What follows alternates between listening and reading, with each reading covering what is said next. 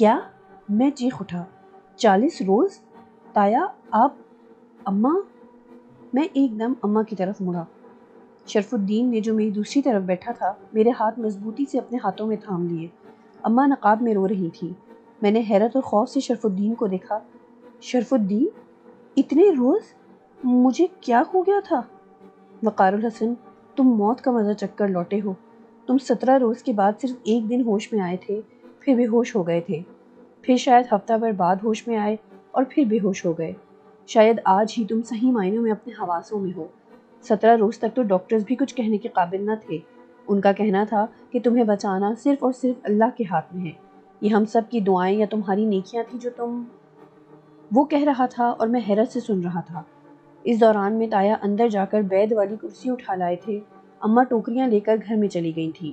جہانی آپا، شنو آپا، تائی، چچا، چچی سب لوگ دروازے پر پہنچ چکے تھے۔ پھر چچا، تایا اور شرف الدین نے مجھے سہارا دے کر کرسی پر بٹھا دیا۔ ٹانگے والے کو فارغ کر کے ان لوگوں نے مجھے کرسی سمیت اٹھا کر اندر پہنچا دیا۔ جہانی آپا اور شنو آپا بری طرح رو رہی تھی۔ تائی بھی بار بار اپنی ناک صاف کر رہی تھی۔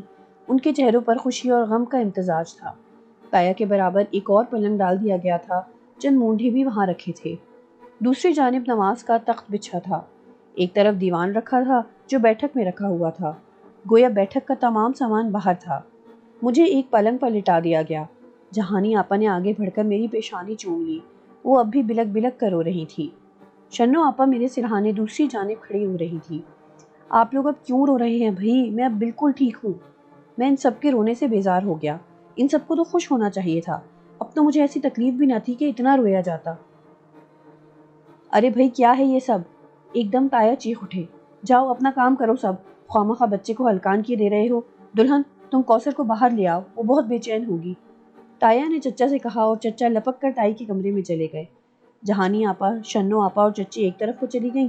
اماں برقع اتار کر میرے قریب آ بیٹھی۔ ان کی آنکھوں کے نیچے جھریوں میں پانی کے قطرے چمک رہے تھے۔ گھر والوں کی یہ کیفیت دیکھ کر میرے دل پر ایک بوجھ سا آ گیا تھا۔ ایک عجیب قسم کی بے چینی سی محسوس ہو رہی تھی۔ شرف الدین بیٹھک کی طرف چلا گیا تھا۔ میری نگاہوں نے اس کا تعاقب کیا تو میں یہ دیکھ کر حیران ہو گیا کہ اس بیٹھک کے باہر کئی جوتوں کی جوڑیاں رکھی تھیں، یوں جیسے اندر اماں نے سامان نکال کر سفید چاندنیاں بچھا دی ہوں۔ بیٹھک میں دن کی سی روشنی بکھری ہوئی محسوس ہو رہی تھی، حالانکہ یہ روشنی صرف اسی وقت ہوتی تھی جب بیٹھک کا دوسری طرف والا دروازہ کھلا ہوتا تھا، ورنہ اس رخ پر کھڑکیاں بھی نہیں تھیں۔ اس طرف برآمدے کی وجہ سے اتنی روشنی نہیں پہنچ پاتی تھی۔ اس کا صاف مطلب تو یہ تھا کہ بیٹھک کا بیرونی دروازہ کھلا ہوا ہے۔ اچانک مجھے اگربتی اور لوبان کی خوشبو نے گھیر لیا۔ مجھے اس خوشبو سے چڑ تھی۔ یوں لگتا تھا کہ یہ خوشبو موت کے سانحے سے منسوب ہو چکی ہو۔ دادی کی موت تو میرے کچے ذہن میں اس بری طرح بیٹھ چکی تھی کہ مجھے اس خوشبو سے ہی خوف محسوس ہونے لگا تھا۔ پھر ابا کی موت، گنگوا کی موت، خورشید چاچا کی موت، ان تمام اموات میں جیسے ایک یہی اہم چیز تھی۔ میں نے اماں کو بلانے کے لیے نگاہ چاروں طرف دوڑائی۔ تایا میرے پلنگ کے قریب پڑے تخت پر مسلے پر بیٹھ چکے تھے اور انہوں نے نیت بھی باندھ لی تھی، ورنہ میں ان سے ہی کچھ پوچھتا۔ شرف الدین بیٹھک میں چلا گیا تھا۔ مجھے حیرت بھی ہوئی تھی کہ وہ مجھے چھوڑ کر کہاں چلا گیا، جبکہ اسے تو مجھے تفصیل سے کچھ بتانا چاہیے تھا۔ جہانی آپا، شنو آپا اور چچی پہلے ہی تایا کے ڈانٹنے پر جا چکی تھی۔ اماں بھی یقیناً نماز کے لیے گئی ہوں گی۔ اچانک مجھے چھوٹی پھپھی کا خیال آیا، وہ اب تک نظر نہیں آئی تھی۔ چچا اوپر چلے گئے تھے۔ میں پریشان لیٹا چاروں طرف دیکھ رہا تھا کہ اچانک چچا سیڑھیاں اترتے دکھائی دیے۔ ان کے ہاتھ میں خاص دان تھا جس میں پان کے بیڑے، الائچی، سونف اور کتری ہوئی چھالیاں تھیں۔ پان کافی تعداد میں تھے۔ وہ اس طرف آنے کی بجائے سیدھے بیٹھک کی طرف بڑھ گئے۔ میں نے حیرت سے پوچھا کہ یہاں کیا اتنے مہمان آئے ہوئے ہیں؟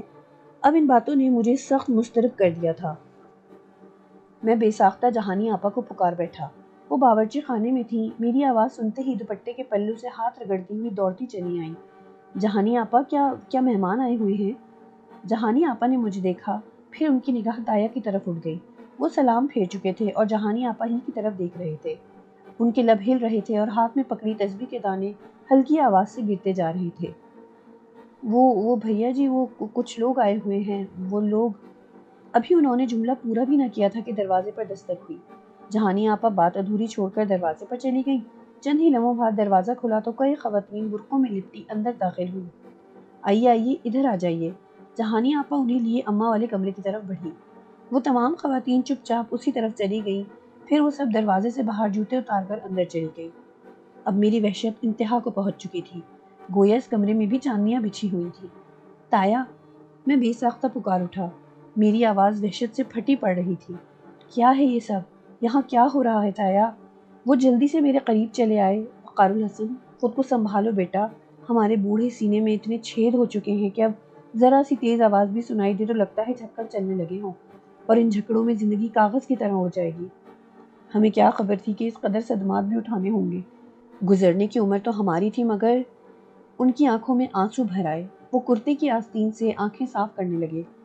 تایا، میرا کلیجہ پھٹ جائے گا، اب کیا لڈن مر گیا؟ تایا نے سر اٹھا کر مجھے دیکھا، پھر اسباب پہ سر ہلا دیا اور پھر رونے لگے۔ میں نے ایک طویل سانس لی، جیسے سینے میں بھری گھٹن کو نکالنا چاہتا ہوں، پھر سر دیوار سے ٹکا دیا۔ تایا نے آگے بڑھ کر تکیہ اونچا کر کے میرا سر تکیے سے ٹکا دیا۔ تایا، ان ماں باپ اور بیٹے کو کس گناہ کی سزا ملی ہے؟ میں نے دھیرے سے کہا۔ وقار الحسن، اسی لیے کہتے ہیں کہ ماں باپ کا کیا اولاد کے سامنے آتا ہے۔ بٹن نے کیا کیا تھا؟ وہ معصوم تو جب تک حویلی میں رہی خوف و دہشت کا شکار رہی، اور جب شادی ہو گئی تو بھی اسے خوشی کے چند لمحے بھی میسر نہ آ سکے۔ پھر اس کے شوہر کا بھلا کیا قصور تھا؟ صرف یہ کہ اس نے بٹن کو اس عذاب نگری سے نکال لیا تھا۔ سمجھ میں نہیں آتا کہ شکنتلا کی روح نے مجھے اور سمن کو کیسے بخش دیا، مگر اب شاید ہماری باری ہو۔ کاش وہ ان معصوم لڑکیوں کو بخش دیتی، ان کی آئی ہم پر آ جاتی، مگر انہیں تو زندگی کی بہاریں دیکھنا نصیب ہو جاتی۔ وہ جانے کن بچیوں کی بات کر رہے تھے؟ ابھی تو انہوں نے مجھے لڈن کے مرنے کی اطلاع دی تھی، پھر یہ بچیاں کہاں سے آ گئیں؟ کون بچیاں؟ شکنتلا نے کن بچیوں کو نقصان پہنچایا تھا؟ میرے دماغ میں آندھیاں چلنے لگی۔ تایا کا بدن ہچکولے لے رہا تھا، وہ رومال چہرے پر رکھے سر جھکائے رو رہے تھے۔ اب میری قوت برداشت جواب دے چکی تھی۔ مجھے لگ رہا تھا کہ ابھی بلاسٹ ہو جاؤں گا، میرے ٹکڑے اڑ جائیں گے۔ گھر میں مہمان خواتین کی موجودگی نے میرے حلق میں گولے سے اٹکا دیے تھے، ورنہ شاید میں اتنی زور سے چیختا کہ پورا گھر ہل جاتا۔ میں نے تڑپ کر تایا کو آواز دی، تایا، خدا کے واسطے مجھے بتائیے کہ آپ کیا کہہ رہے ہیں؟ آپ کن بچیوں کی بات کر رہے ہیں تایا؟ مجھے تفصیل سے بتائیے کہ آخر اس روز ہوا کیا تھا؟ میں کتنے روز اور کیوں ہسپتال میں رہا؟ لڈن کے ساتھ کیا ہوا؟ خدا کے لیے تایا مجھے بتائیے، ورنہ میرا دل پھٹ جائے گا۔ میری حالت بہت خراب ہو رہی تھی۔ تایا ایک دم کھڑے ہو گئے۔ ٹھہرو بیٹا، آہستہ بولو، بہت لوگ ہیں گھر میں، بہت لوگ ہیں۔ میں اندر جاتا ہوں، شرف الدین کو بھیجوں گا، تم سمن کے کمرے میں اوپر چلے جاؤ، وہ تمہیں لے جائے گا، پھر وہ تفصیل سے تمہیں بتا دے گا۔ وقار الحسن، مگر ایک بات یاد رکھنا، زندگی سختیاں جھیلنے کا ہی نام ہے۔ تم یہ نہ بھولنا کہ تم مرد ہو، اور مرد بڑا مضبوط ہوتا ہے۔ میں تو بوڑھا ہو چکا ہوں، بکھر چکا ہوں، مگر تمہیں ابھی زندگی کا بڑا طویل سفر طے کرنا ہے۔ یہ مقدر ہے وقار الحسن، اس میں دخل دینا نہ کسی کے بس کی بات ہے، نہ کوئی مقدر بدلنے کی کوشش کرنے کے بارے میں کچھ سوچ سکتا ہے۔ جو کچھ ہو گیا وہ ہمارا مقدر تھا۔ یہاں جو جس قدر سانسیں لے کر آتا ہے اسے اتنی ہی زندگی ملتی ہے۔ موت پر حق ہے، اور آنسو کا ایک قطرہ بھی مردے پر چٹان جتنا بھاری ہوتا ہے۔ وہ بول رہے تھے اور میں حیرت سے ان کی باتیں سن رہا تھا۔ اب مجھے شبہ ہونے لگا کہ تایا اپنا ذہنی توازن کھو چکے ہیں۔ لڈن کی موت بڑی خوفناک ہوئی ہوگی۔ اس کی جو حالت میں نے دیکھی تھی اس سے تو یہی اندازہ ہوتا تھا۔ اس سے قبل وہ اپنے سامنے خورشید چاچا کو مرتے ہوئے دیکھ چکے تھے۔ شاید ان دو اموات نے انہیں پاگل کر دیا تھا۔ خورشید چاچا کی موت بھی کئی روز تک انہیں بے چین کیے رہی تھی۔ یہ خیال آتے ہی میں نے خود کو نارمل کر لیا۔ وہ ایسا کرنے میں مجھے شدید ذہنی اذیت کا سامنا کرنا پڑا تھا۔ تایا نے میرا کندھا تھپتھپایا اور بیٹھک کی طرف بڑھ گئے۔ چند ہی لمحوں بعد شرف الدین میرے پاس چلا آیا۔ اس کا چہرہ ستا ہوا تھا، آنکھیں نیند پوری نہ ہونے کے سبب سرخ ہو رہی تھی۔ شاید وہ رویا بھی ہو۔ اسے مجھ سے کتنی محبت، کتنی انسیت تھی، اس کا مزید احساس مجھے ہسپتال میں اس وقت شدت سے ہوا تھا جب وہ لکڑی کی ننگی بینچ پر سکڑا ہوا پڑا تھا۔ وقار الحسن، میں جانتا ہوں کہ تم کس اذیت سے دوچار ہو، مگر تم مرد ہو، یہ بھی جانتا ہوں، اور جو یہ حیرت انگیز تبدیلی تم میں آ چکی ہے اسے دیکھتے ہوئے مجھے یقین ہے کہ تم اس سانحے کو بھی مردانہ وار سہ جاؤ گے۔ وہ میری گردن اور گھٹنوں سے نیچے ہاتھ ڈال کر اٹھانے کی کوشش کرتے ہوئے دھیرے دھیرے کہہ رہا تھا، شرف الدین، تایا تو شاید ذہنی توازن کھو چکے ہیں، مگر تم کس قسم کی باتیں کر رہے ہو؟ رمزو چاچا کے بعد، ان کی بے قصور اور بوڑھی بیوہ کی موت کے بعد مجھے یہ گمان ہو گیا تھا کہ لڈن بھی محفوظ نہیں رہ سکے گا۔ افسوس تو مجھے صرف یہ ہے کہ میں اس سے کچھ بھی نہ پوچھ سکا، یہ بھی نہیں کہ خورشید چاچا اسے کب اور کیسے ملے تھے، وہ چابی اس کے پاس کہاں سے آ گئی تھی۔ اس کی پشت پر یقیناً وہی سادھو والا بچھو سوار تھا، مگر وہ کہاں سے آیا، وہ کہاں گیا تھا، کیا کر کے آیا تھا؟ میں یہ سب اس سے معلوم کرنا چاہتا تھا۔ مجھے اس کی موت کا بھی بڑا دکھ ہے، مگر میرا خیال ہے کہ میں خود کو بے قابو کر لینے کی حد تک غمزدہ نہیں ہوں۔ اگر ایسا ہوتا تو میں خورشید چاچا کی موت پر ہی پاگل ہو جاتا۔ انہوں نے مجھے پالا تھا، پل پل میرا خیال رکھا تھا۔ اس وقت پاگل نہیں ہوا تو بھلا لڈن کی موت پر؟ میں نے اتنی بات ہی کی تھی کہ شرف الدین کے اٹھانے سے میرے پیروں میں اٹھنے والی ٹیس نے مجھے سسکاری لینے پر مجبور کر دیا۔ اس نے مجھے دونوں بازوؤں میں اٹھا لیا تھا۔ میرے پیر لٹک گئے تھے، جس کی وجہ سے پوری ٹانگوں میں تپک سی ہونے لگی تھی۔ میں نے ہونٹوں کو دانتوں تلے داب لیا۔ اب وہ مجھے سیڑھیوں کی جانب لے چلا تھا۔ بقول تایا گھر میں مہمان تھے۔ میرا خیال تھا کہ لڈن کے لاوارث ہونے کی وجہ سے اماں نے آج اس کے 40ویں کا اہتمام کیا تھا۔ اس کا نہ باپ رہا تھا نہ ماں۔ پھر تایا نے مجھے بتایا تھا کہ میں پورے 40 روز ہسپتال میں رہا ہوں۔ اس حساب سے اس کا 40واں ہی ہونا تھا۔ میرے اندر کا ہیجان کچھ کم ہو گیا تھا۔ شرف الدین مجھے اوپر اس لیے لے جا رہا تھا کہ میں تفصیل جان سکوں۔ اس نے چچا کے کمرے میں ان کے پلنگ پر لٹا دیا۔ میں نے لیٹتے ہی پوچھا، ہاں شرف الدین، مجھے بتاؤ اس روز کیا ہوا تھا؟ تم شاید گر گئے تھے۔ میں نے تمہارا بازو پکڑا ہوا تھا، پھر بھی یوں لگا تھا جیسے کسی نے تمہاری ٹانگیں پکڑ کر گھسیٹ لیا ہو۔ بیٹھک میں گھوپ اندھیرا تھا۔ تایا کی آواز سنائی نہیں دے رہی تھی۔ باہر سے اماں اور دوسرے لوگ شور کر رہے تھے۔ پھر بھی لڈن کے ہانپنے کی آواز ان تمام آوازوں پر حاوی تھی۔